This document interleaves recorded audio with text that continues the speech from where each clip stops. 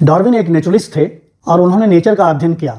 Darwin Malthus की theory से प्रभावित हुए थे और माल्थस की जो थ्योरी थी वो ह्यूमन के रिप्रोडक्टिव पोटेंशियल पर थी और उससे प्रभावित होकर उन्होंने इस दिशा में सोचना शुरू किया था। तो डार्विन ने जो थ्योरी दिया ओरिजिन ऑफ स्पीसीज पर, उसके कुछ सैलिएंट फीचर्स इस तरह से हैं, या उस डार्विन्स नेचुरल सिलेक्शन थ्योरी के जो एसेंस हैं वो इन पॉइंट्स में हम समराइज कर सकते हैं। डार्विन ने कहा कि इंडिविजुअल्स में और स्पीसीज में वेरिएशंस एग्जिस्ट करते हैं और वो वेरिएशंस इंडिविजुअल में हैं और स्पीसीज में हैं। सिर्फ आइडेंटिकल ट्विंस के अलावा सभी इंडिविजुअल्स एक दूसरे से वेरी करते हैं। तो पहली बात तो डार्विन की ये रही कि सभी इंडिविजुअल्स में वेरिएशन होता है। उनका दूसरा पॉइंट था geometric ratio of increase. Darwin ने कहा कि जो पॉपुलेशन जो है ज्योमेट्रिक रेशियो में इंक्रीज करती है। ज्योमेट्रिक रेशियो के मतलब हो गया कि 1 से 2, 2 से 4, 4 से 8, ऐसे इस तरह से बढ़ेगी पॉपुलेशन। लेकिन फिर भी ज्योमेट्रिक रेशियो इंक्रीज होते हुए भी पॉपुलेशन एक तरह से कांस्टेंट रहती है, अप्रॉक्सीमेटली कांस्टेंट रहती है। क्यों?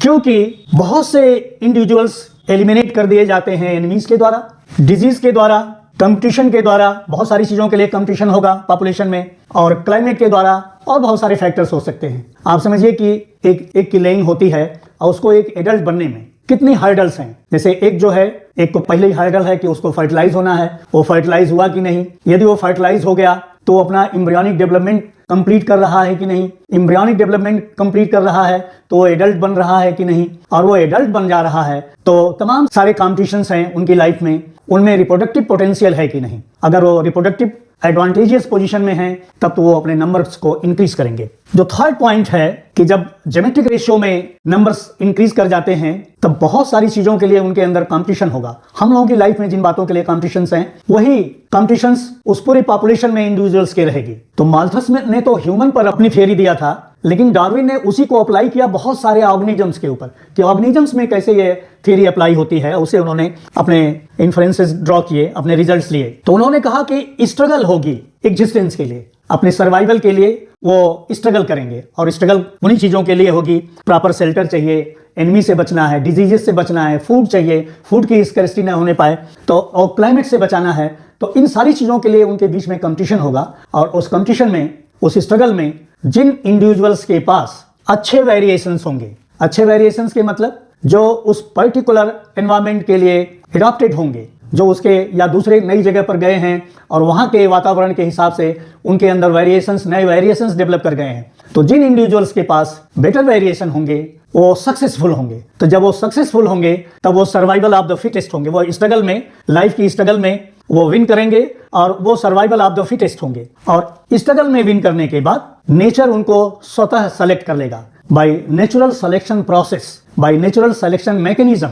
उनका ऑटोमेटिकली सिलेक्शन हो जाएगा क्योंकि उनके पास बेटर वेरिएशंस हैं और वो रिप्रोडक्टिव एडवांटेजियस पोजीशन में हैं। तो इस एडवांटेज के कारण वो अपने नंबर्स को बढ़ाएंगे, और जिनके पास मोर लेस एडेप्टेड वेरिएशंस होंगे वो धीरे धीरे उस स्ट्रगल से एलिमिनेट होंगे, उनके नंबर्स कम होते जाएंगे, वो रिप्रोडक्टिव एडवांटेजियस पोजीशन में उतना नहीं रहेंगे जितना बेटर वेरिएशन वाले रहेंगे। तो धीरे धीरे उनका एलिमिनेशन हो जाएगा और नई स्पीसीज आ जाएगी by means of natural selection. Nature उन्हें सेलेक्ट कर लेगा। इसी को कहेंगे सर्वाइवल ऑफ द फिटेस्ट, या दूसरे शब्दों में कह सकते हैं preservation of the favoured races. तो डार्विन की जो थ्योरी थी वो नेचुरल सिलेक्शन की थी, और वो उन्होंने ये बताया कि एग्जिस्टिंग स्पीसीज से न्यू स्पीसीज कैसे राइज होती हैं। डार्विन ने जिस बुक को पब्लिश किया था उसकी टाइटल थी on the origin of species by means of natural selection, और इस बुक की पब्लिकेशन के दिन 1250 कॉपीज पब्लिश हुई थी और सेम डे वो परचेज कर ली गई,